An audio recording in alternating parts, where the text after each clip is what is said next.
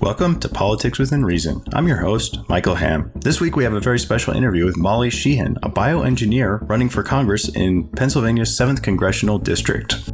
The 7th Congressional District is a bit of an odd one. It looks a bit like a couple of cartoon characters because it's been so heavily gerrymandered, and you can get Molly's take on that as we do the interview.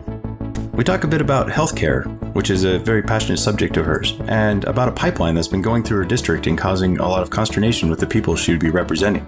And so without further ado, here's Molly Sheehan.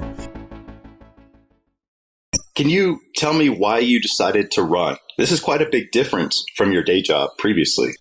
Yeah, it is. Yeah, I mean, I was moved not just by the outcome of the election, but by everything that went into it. And, you know, it's not just about Donald Trump.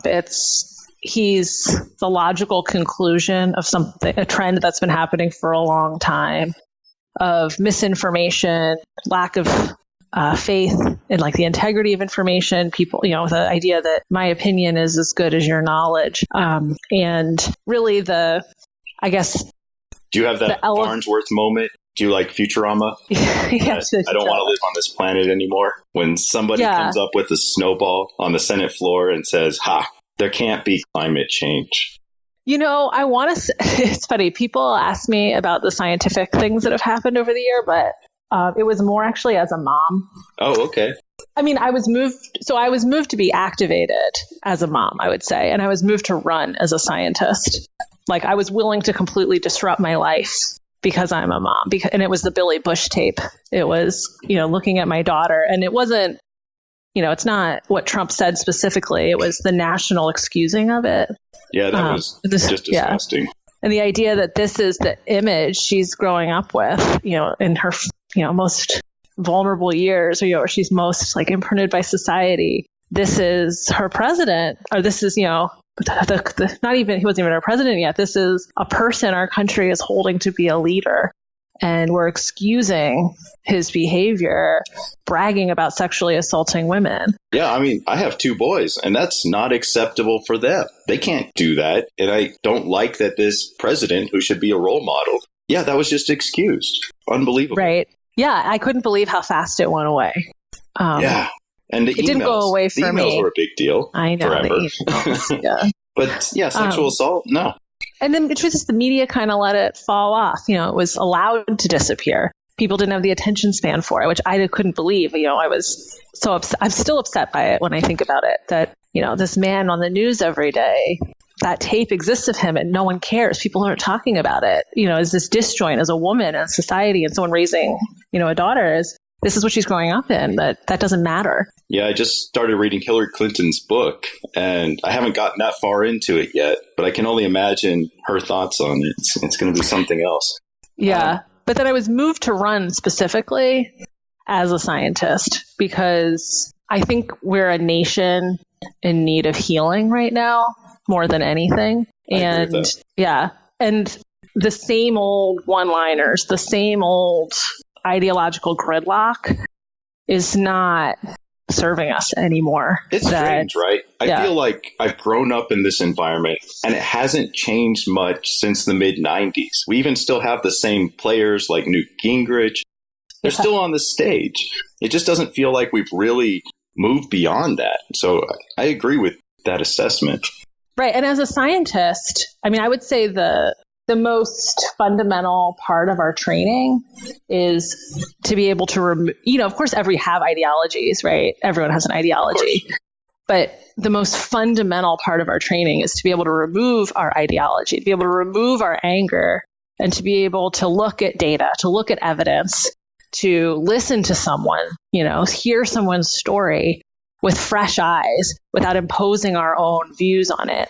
And I think that's actually the biggest contribution scientists and engineers can make right now is that, I mean, ultimately we're trained to be empathetic because we can actually listen without imposing ourselves and our desires for a person onto them. And I think that's really what our nation needs right now is, you know, evidence-based empathy. I like that. Evidence-based empathy. Can you tell me a little bit about your research? It sounded really interesting. The artificial blood, is that what it was? So that's what I worked on in my PhD. So I did my PhD in biochemistry and biophysics at the University of Pennsylvania under someone named Les Dutton. And yeah, so I still do de novo, which means like from scratch protein design. So instead of starting with a natural protein, I write out the amino acid sequence and order the gene to make it in the right organism.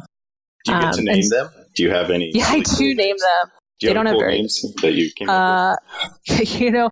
In my old lab, everything was just named after the people that invented it. So it was like your initials with whoever you invented it with. But now we have my most recent protein that we're publishing right now is called DFP, which means de novo fluorescent protein.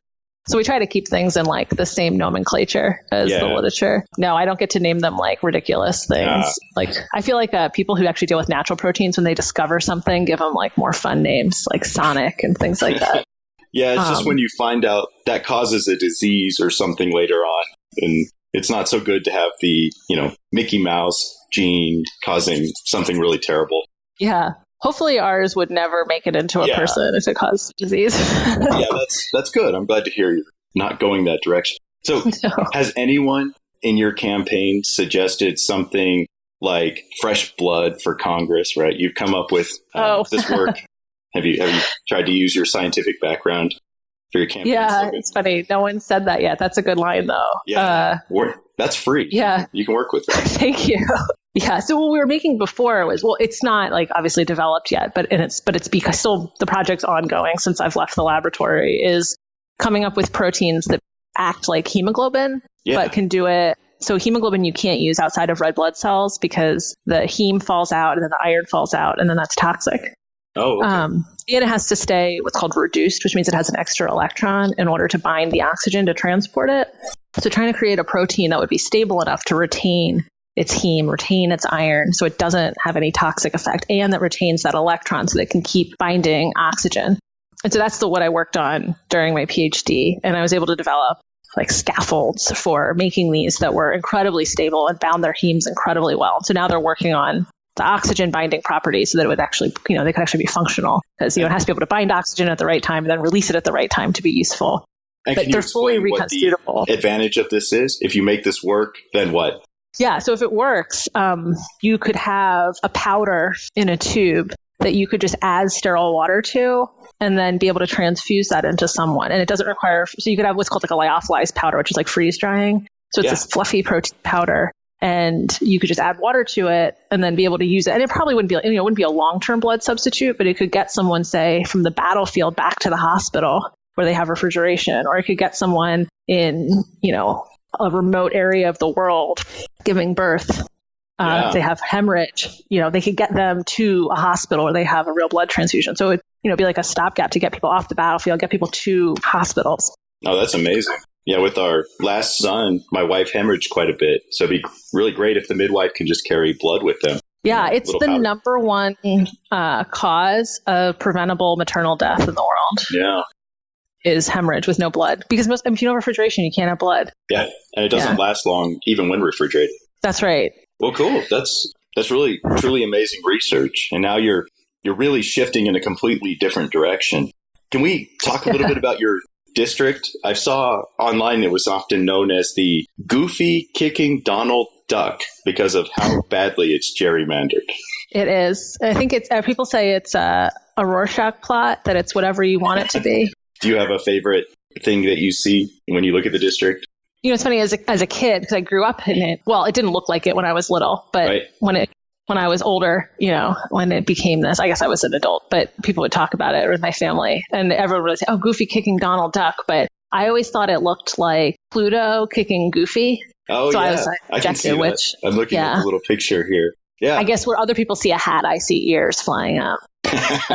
But well, yeah, cool. I mean, it's whatever you want it to be. Some people say it's like two rabbits kissing. I don't know. People are shaking hands. People see all sorts of stuff.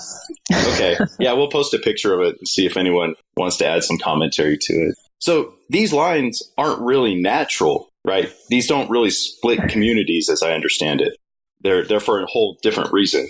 Yeah, this is the poster child of political gerrymandering. And the truth is, as you zoom in, it's worse. Okay. Like, it looks bad from far out, but like where my brother lives, like he should be in the 7th. And he looks like he would be when you look at the map. And he's in Montgomery County. And as you zoom in on where he lives, his little neighborhood has been excised from the horse farms because it was just a little too dense and liberal.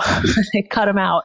So it's actually, they've cut out all these little neighborhoods that you'd think would be in it, even from the zoomed out map. And so, yeah, it was really just drawn to get 51% Republicans in this district that was increasingly Democratic. Yeah. And so if you win this year, it would probably be a wave election like 2008, where gerrymandering can actually really backfire if you get huge turnout. Do you have some kind of plan that would let you win again in 2020 if you won in 2018? How would you bring Republicans on board with what you do? You know, that's our plan this year. I actually do not think it's possible to have a big enough wave to just squash all of the Republican advantage. So even though it's like 51% registered Republican, a lot of people vote Republican. I mean, Pat Meehan, who's the incumbent, won by almost 20 points last time, even though Hillary won the district. And so, I mean, people split their tickets or they no vote at, the top. Or I think this year to win, anyone who thinks that, like some of my opponents think that they can win in a wave election of just Democrats, I think it's delusional. I mean, there's a huge number of independents also in the district. And our plan is to get the buy-in this year. I think it's necessary to win this year. And actually, I've already been out with local candidates canvassing Republicans and getting an idea of what do they care about? And it's a strong veterans community. People want to know that whoever they elect feels the weight of the responsibility with a heavy heart. Would they ever send their child or their husband or their parent to war? Yeah. And, they want to feel like they have representation, which they don't really have right now. I feel like, Pat Meehan he's not evil. He's deferring all of his decisions basically to Paul Ryan. And so that's the message I think we can use to bring people over is, even if you disagree with me on a few things, my door's open. It'll always be open. I will always be willing to have a conversation, and I'll always fight for what I think, is going to improve your life the most. I'm not going to defer anything. Do you have any ideas for keeping in contact with your constituents? Something different? I've been asking people this, and I don't have a good idea, but it seems like there must be a better way.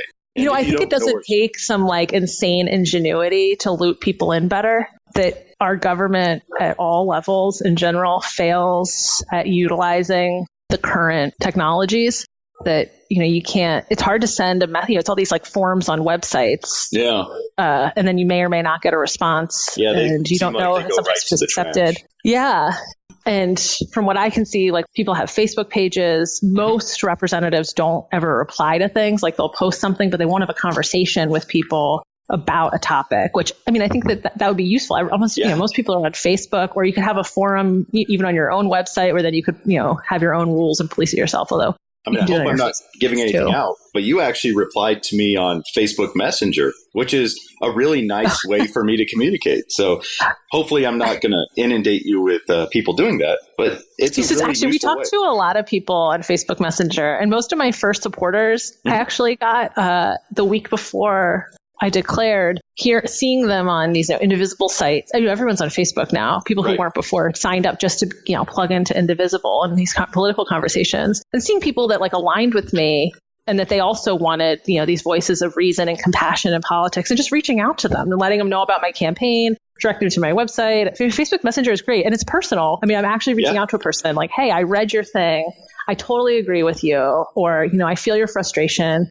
Here's an article I wrote about this. I'd love to talk to you about it. People come in. That's how we get our volunteers. That's how we get everyone.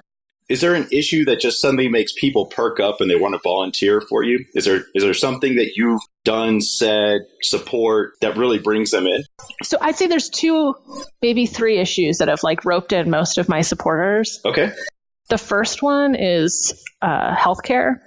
Yeah. I'm the only person this week. Yeah, it is. It is going to be the issue of the 2018 election cycle. Absolutely. And I'm the only person in this race that has any experience anywhere near the healthcare sector. You are making artificial blood, right? That's great. Yeah, well, I think that people underestimate the importance of how we patent technologies and the costs of our treatments, of who owns it, who's developing it, and then who decides on the price tag of these things. And how does something that tax money pays for in research suddenly become an astronomically expensive drug that's fueled by corporate profits? How does that there's a disconnect there. And there's a lot of good people on the way developing things who aren't out for money. And, but it's still, how do we end up with these problems with overpriced drugs and diagnostics and things like that? I mean, that's going to be a big part of reining in costs to improve healthcare. Is how do we make sure our research money is going towards improving everyone's healthcare and making sure that, we don't just have, it's cost effective. Yeah. How do we make sure that drug that your tax money paid to be developed is affordable back to you? Because otherwise, why do we pay for it, right? If no one can afford it. Yeah. And so your vision, while we're on healthcare, it seemed like you were on single payer. Was that your idea? Yeah, I am a big proponent of single payer. Okay. I think we have a bloated, inefficient system, and it's really the only way to rein in costs, and especially the administrative costs, the non-care costs of healthcare. And I don't see how people can make an argument that healthcare should be for profit, that it's like an inherently social construct. I don't see anyone who says they don't want to pay their mandate wearing do not resuscitate bracelets in case they get in a car accident. People expect to be treated when they get hurt. And the only way to do that is to have everyone brought in under the umbrella. Yeah. And the most efficient way to do that is to have the government provide it. Right. Ronald Reagan brought everyone under the umbrella with, I forget what it was called, but where if you show up in an emergency room, you have to be treated. And so once that happens, it's taxpayers are going to have to pay for it. And once we're in that system, then why not just do it the most efficient way? Absolutely. And, my husband is a big proponent of it too. And we know he would take a personal pay cut probably if we moved to single payer, and we're fine with it. Yeah. So this isn't like for us personally, if anything, we'll take a personal hit, but it doesn't matter. He wants to not have to worry about what someone's insurance is. Yeah. I bet he hates dealing with insurance. And he's at least at an academic medical center, but he gets emails from the CEO all the time about, Medicaid scale backs, and they're worried. And, they shouldn't have to worry about this. They should be really focused on quality of care. So do you have some perspective? How could we help doctors? Like, let's say they are going to make less, but everyone is going to pay. Could we come up with a plan to maybe cover some of their insurance costs or school costs that would ultimately still be more efficient, but, allow them to have a good life? I don't know. I mean, the only reason they really, especially in the beginning of their career, really need to make that much is because they have astronomical debt. Yeah. And so, I do think we need to do something about that and make sure that, we're getting the best people as providers. I'm a big proponent of non-physician primary healthcare providers. Yeah. I love going to nurse practitioners. I think that they, in a lot of ways, nurse practitioners can provide even better care for standard treatments, and patient compliance is, a critical part of primary care. And nurses are really trained in making sure people follow the regimen they're prescribed. It's not just about the medicine on the slip. It's about, will you take it in the right way? And will you improve your lifestyle? Yeah. And so I think we need to start increasing and subsidizing things like nurse practitioner training, especially to get them to go to places that maybe there aren't enough women's health providers. Maybe there aren't enough general practitioners. As we bring people under the umbrella, there's going to be places where there aren't enough providers. Yeah, that's right. Because people haven't been accessing healthcare. To make them more efficient and more cost effective, and yet provide the same level of care or better. I'm hoping better care, right? There's so many places that people don't have a gynecologist, or their only option is Planned Parenthood, which is overregulated. And, you go into an appointment and you can't get your cancer screening and your STI screening at the same time. It's one thing at a time. It's not, and people a lot of times can't see the same provider over and over. Women don't need handouts. They need healthcare. Yeah. And we'll improve everyone's care. Yeah, it shouldn't be about what handout are we going to give someone? It should be, how do we make sure everybody gets comprehensive healthcare? And it's going to be good for the economy overall. Every time somebody gets sick, there's a human cost to it, where maybe they're not taking care of their kids anymore, and those kids are having a hard time. And there's human costs of their family, and they're the breadwinner. There's also the cost of, their job doesn't have them anymore. Companies like to complain about maternity leave, but people leave for being ill all the time, and that's actually preventable and not useful. At least, having a kid is productive. Yeah, in a literal sense. Future tax base, right? That's a very big deal. Right. Yeah. You talked about subsidizing training. Do you think that should go beyond nurse practitioners? How do you feel about subsidized education or trade schools and that kind of thing? Yeah, I mean, so I think the number one thing with post-secondary education is we need to make sure people aren't being exploited. I mean, it's insane that people are paying huge percents of interest on loans for post-secondary education. I am a proponent of free community college and trying to rein in costs of post-secondary care. I think that the number one conversation we need to be having as a society about education is early childhood education. And that's number two of the things that resonates with people in the district and really brings them in is, so many women especially come to me and say, you're the first candidate I've ever heard say our number one priority should be early childhood education. That somehow in the conversation, we start talking about it at kindergarten because that's when we currently start paying for things. Yeah. But all the research shows those first 5 years of a kid's life are the most vulnerable and have like the biggest impact on who they're going to be the rest of their life. And whether they have behavioral issues, whether they've caught up.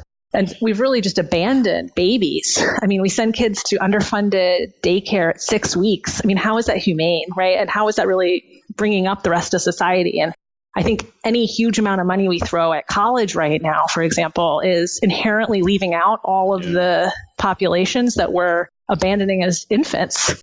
Yeah. And it would be a big boon to new parents who are usually younger and in debt and just trying to get started out in life. And college kids, they can make their own decisions and they may have to take out some loans and maybe there's something we can do there. But I agree with you. I think it's a great idea to go for early childhood education as just universal. Yeah, absolutely. And other countries do it. I mean, Japan has free daycare, which maybe people want more choice here about their daycare, but we should at least have, tax credits that track with the actual cost of daycare. And having paid parental leave for moms and dads is the biggest thing we can do to close the wage gap. Yeah, I'm between men and actually women. happy to hear you say that. One of the things that gets left out is that guys should also get some coverage in terms of being able to stay home with the kid and help out.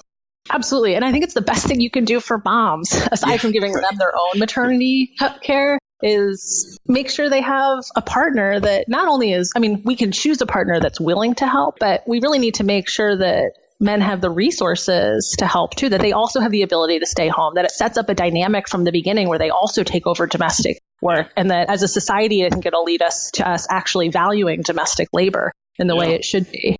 That's actually a pretty conservative idea in a way, because it's trying to build the nuclear family, and so, I think it's a great idea.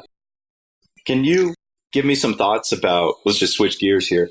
What do you think AI looks like going into the future? And, what is the effect on jobs and what, if anything, should the government be doing? It's a big mouthful.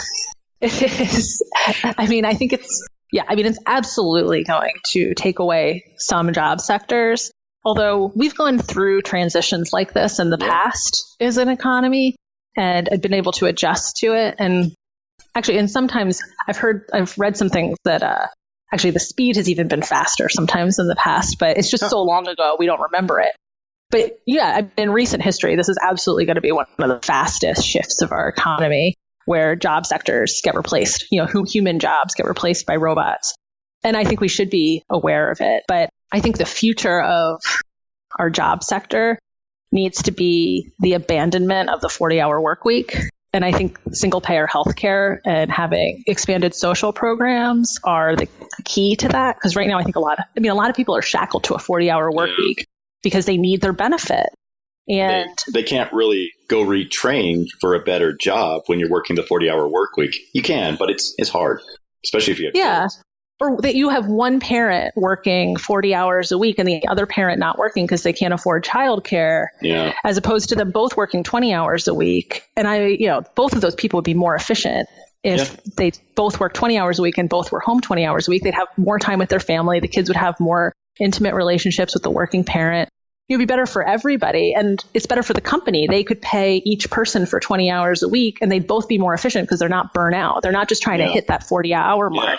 I think it would actually be a big boost to the economy, that people would be so much more efficient and happy at work. Yeah, to me, that's the big argument for single payer, is that companies can just hire to fill the amount of work they need, right? Up to 40 hours before overtime. And especially small businesses. I think small businesses know, the CEO knows their lowest employee usually. And so they take really good care of them. And then they usually requires bringing them on full time because they feel obligated to give them healthcare. And they can only afford to do that if they work them 40 hours a week. But a lot of times, they don't need that. And it's not dynamic with the needs of their business. I think especially for small businesses, or it's also really unrealistic for, say, someone with 20 or 30 employees to have to become an expert in the healthcare marketplace. Yeah. Why do companies that don't sell healthcare have to deal with healthcare? It's right. Really, and why really do crazy. you as an employee have, like, when you're looking for a job, you shouldn't have to worry about the ideology of your boss who purchases your healthcare, right? Yeah. I mean, I shouldn't, as a woman, have to worry if my boss is an evangelical Christian who won't buy health insurance with abortion coverage. It shouldn't matter, right? I mean, I should be working for them at whatever the job is. It shouldn't matter if we differ ideologically. Yeah.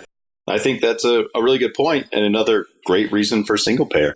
Can we talk about the environment? There's apparently a pipeline you're really interested in. Yeah, absolutely. I mean, so the pipeline is the third thing that brings people into my camp. Yeah, it's atrocious. What is this pipeline? So it's called the Mariner East 2 pipeline. Natural gas liquids pipeline is what's called, NGLs. But it's not, it's really a misnomer. It's a chemical pipeline. It's propylene, which is getting shipped to Scotland to make plastics. But they got all these exemptions as petroleum company. And those exemptions have happened for years and years, where they're basically not responsible for following environmental regulations as oil and gas. And so they basically just took eminent domain. I mean, there already was one pipeline, but it was super old. It's from like the 1930s. But so they're re-tearing everything up. If you drive through the district, the sides of the roads are huge construction projects. And people really don't have any rights. They're just tearing through their yards, and they're running this pipeline through that has a huge blast radius, way more so actual natural gas. And it's not actually for, they have the eminent domain as a utility, but this isn't for a utility at all. It's for profits. It's for making plastic, and it's making plastic abroad. Could you insist that everyone gets a spigot so they can get as much out of the pipeline as they want? Since I don't think I think everyone's fighting to have as little valve sites as possible because they're worried about their home exploding. No. I mean, and the townships are ignoring the actual risk. They're not preparing their emergency responders properly. It's really, everyone's just put their head in the sand and thrown their hands up and said, oh, it wasn't my problem.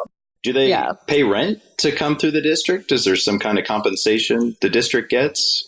So some of the townships, they get money from the pipeline. And then, like, if your property is run through, they have to pay you for just the property they're running the pipeline through. For example, there's this townhome development, and I mean, it's destroying their property values, especially the ones right next to it.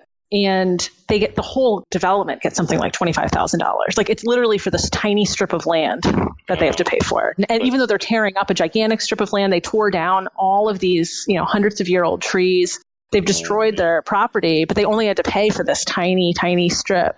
And they're like, it's really awful. Did more than $25K worth of property value damage. Oh, I mean, they've done millions of dollars of property value damage. I mean, they've done, probably hundreds of thousands of dollars of just literal property damage. And it's that one in particular, it's in Andover, is a problem because it's a remediated brownfield, which means it used to be this apple orchard that had pesticides, lead arsenic, that was remediated under the soil. And so, when those people are aware of it, when they bought their properties, and that, when they grow vegetables, they need to put raised beds in and things like that. But they're tearing up all of the land, and there's all these loopholes, so that there's literally no environmental agency that is monitoring if the dust in the air where these kids are out playing is full of lead arsenic. And so it's just this failure at every single level of government over about 30 years, where they've just created all of these loopholes to the point where their land use rights have just been completely violated, and their ability to live in, their most fundamental liberty is to live in an inhabitable world. And people can't just move, especially once they start tearing up your property. Yeah, once your property isn't worth as much as you paid for it. Right. These people can't just leave. And apparently some of them are considering just abandoning their houses because they're afraid of the health risks. Yeah. So what would you do? Would you force testing or remediation, or what would you do? Yeah. So, at this point, I think there's no stopping the actual pipeline. Not before 2018 election for sure.